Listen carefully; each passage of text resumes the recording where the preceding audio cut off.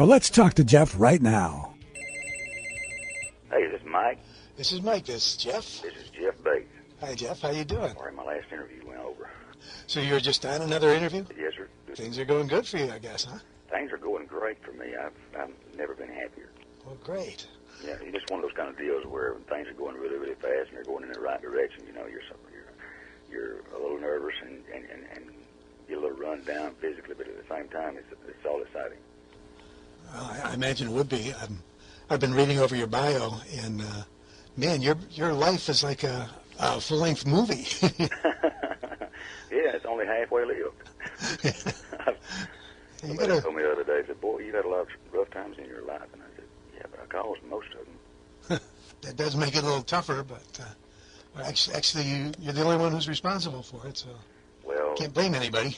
No, it's one of those things where you have to reach a point in your life sooner or later when bad things keep happening. It's like saying, "Well, okay, maybe it's me."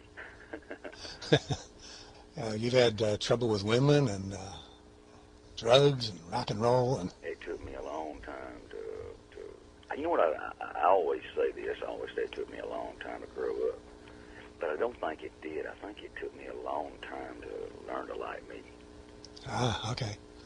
Well, one thing I noticed, after you shaved the mustache and beard, you probably cut 10, 15 years off your face, and you're one of the youngest looking guys I've seen. Well, thank you. Now, that's a big compliment. Yeah, it's kind of funny the way that works. I originally grew, I've always had facial hair since I was about 17, and the reason I grew it then, because I was underage and I wanted to get into bars to be able to play music. Yeah, that is funny how it definitely makes you look older. I used to have... And people keep telling me that I look younger, so I guess it served its purpose both ways. It's a little disguise, huh? Yeah, facial hair goes a long way. So you started actually playing at 17 in the local clubs? In nightclubs, yes, sir. Where was that? That was in Columbia, Mississippi, at a nightclub called Colonial Steakhouse. It was a nightclub on one side and a restaurant on the other. Yeah, I know there's a little story about that. Could you tell us about that? Well, it was a friend of mine actually played keyboard in the band there. His name was Marvin, and Marvin invited me to come out one night and sing songs with him. He liked the way I sung. He'd heard me in church. And he said, if you come out on Saturday night and sing, maybe Jesse, the owner, give you a part-time job. He'd probably pay you $25 a night and come in on Saturdays and help bring a few more people in. So I was scared to death. I said, okay, cool. I wanted to sing. And then I got on stage and did 2 or 3 songs. And the crowd just went nuts. And Jesse met me when I come off the stage and offered me a full-time job 6 nights a week at $50 a night. And, you know... Went and quit your day job, huh? That was more than I was making in the oil field at the time. And so I started, that was on Saturday night, and I started the following Monday and never looked back. Excellent. Now, that's not to say that I didn't keep day jobs along the way. I did. I just probably had too many of them to have an effective resume. Was it Amy or Norma who's saying that you're rewriting your bio? Yeah, I actually finished it and turned it in. You know, and I started the bio off this way too. It's just, you know, people always, seems like the major record labels, they always go take the artist and they carry them out and hook them up with an interview with a publicist, and they sit there and ask them a bunch of questions and they write their bio, and so what you get is a watered down version of who they actually are. And I said, well, what if I just write my own and everybody can hearing my words or reading my words? Yeah, it's the truth. You ought to write your life story and get a movie made. I mean, this sounds like... Well, I figured I'd probably try to live about 5 more years and maybe do that. It's an excellent idea. You know, I'd like it to be a feature-length film and not a show, not a short one. Yeah, okay. I see where Elvis was one of your big idols when you were starting out. Huge influence on me, Elvis was. More with his stage presence and how he handled the crowd, and it always amazed me how somebody could be as big a star as Elvis and still walk out on that stage and be so larger, so larger than life at the same time, be so down to earth even when he was on stage. Yeah, he had a lot of charisma. Total charisma. Yeah. And I appreciated that. And, you know, he was a part of my influence. Conway Twitty was a big influence. But at the same time, and you know, I guess sometimes they get lost in the mix because they weren't as big a stars in some places. Chris Christopherson was a huge influence. Otis Redding. The first time I heard Joe Cocker, I just went nuts because I'd never heard a voice sound that good that was that tore up. A voice sound that good that was that bad, huh? yeah, you know what I mean. And my voice is similar. I don't have a great voice. The singers that I admire and grew up admiring were singers that were able to get the emotion out there. Well, your voice has got this great deep resonance to it that I think is vital in really good country songs. Well, here's the deal with my voice. Can you imagine me singing pop or rock? No. Yeah. Well, so I'm so I sing what I can sing. But I love taking those different genres of music and incorporating them into a country song, R&B, soul, rock. You know, if you go check out my CD player now, you'll find some Hander and some Josh Stone. Okay. And you'll also find some Harrison Smith, Joe Cocker. It's nice to keep you rounded, you know. I listen to country music, but I listen to everything from talk radio to jazz to alternative rock. I'm a big fan of music, period. Yeah. Music and information, that's what radio's about. I listen to probably the same thing you're listening to, and I'm more of a pop singer myself. So you don't have this straight Southern country dialect going. No. Yeah, it affects how words come out of my mouth.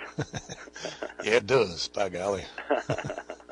Yeah, I actually have tried to sing some country songs, but you do need to have that twang to put it across like a real country tune, and I just don't seem to have that.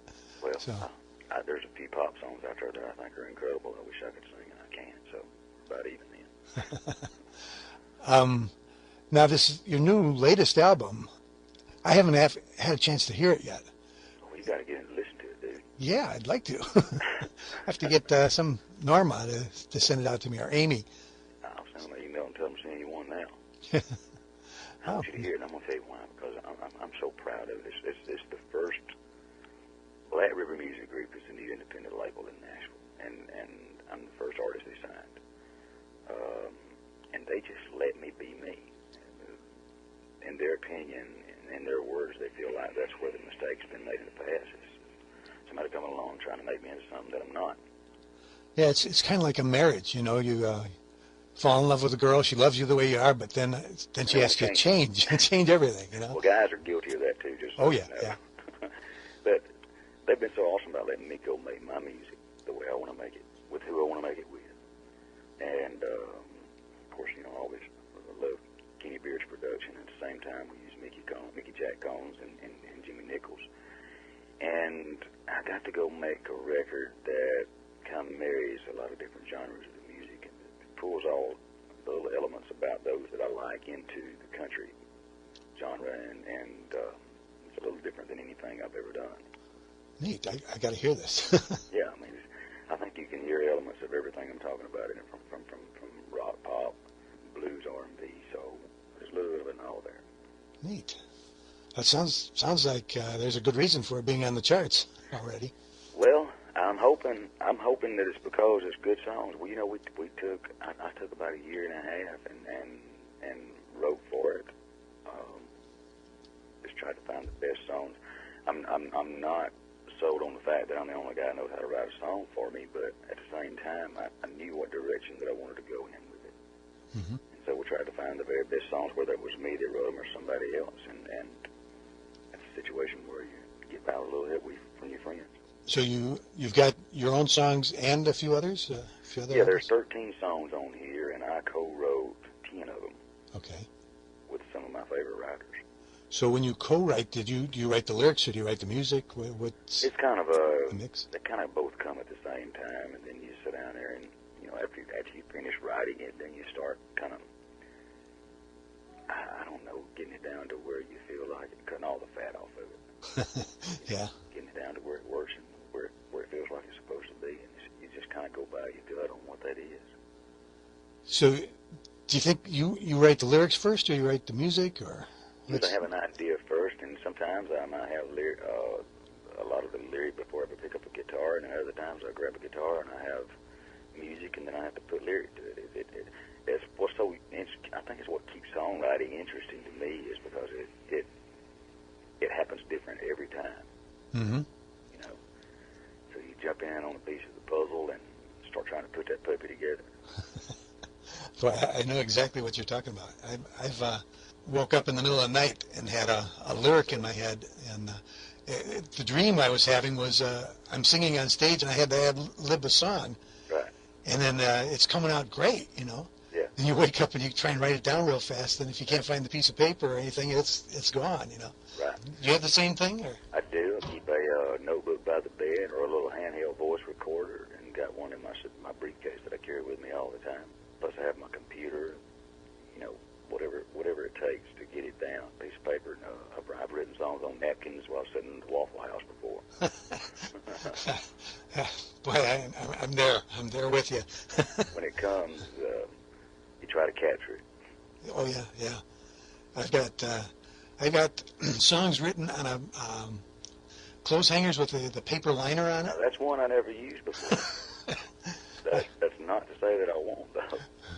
And I've got the napkins and receipts and that kind of thing. So yeah. Absolutely. So. Been there, done that. It's pretty amazing.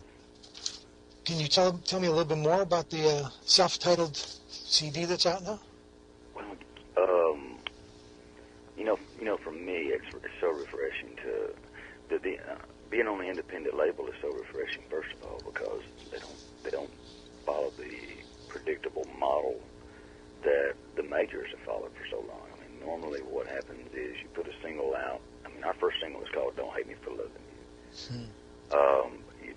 Typically, what happens is they put a single out, let it climb the charts, and when it gets in the top 10 or so, then which can take sometimes 3, 4, up to 6 months, and then they'll put the CD out. Well, I already have a great fan base and some loyal, dedicated fans that have just been awesome. They've just stuck by me. So we just the single has been out for about 6 weeks, and it's climbing the charts, and they went ahead and dropped the record early, and we just actually got back last week from Los Angeles shooting a video for it. Really cool about the video is we shot it at Disney Ranch in L.A. and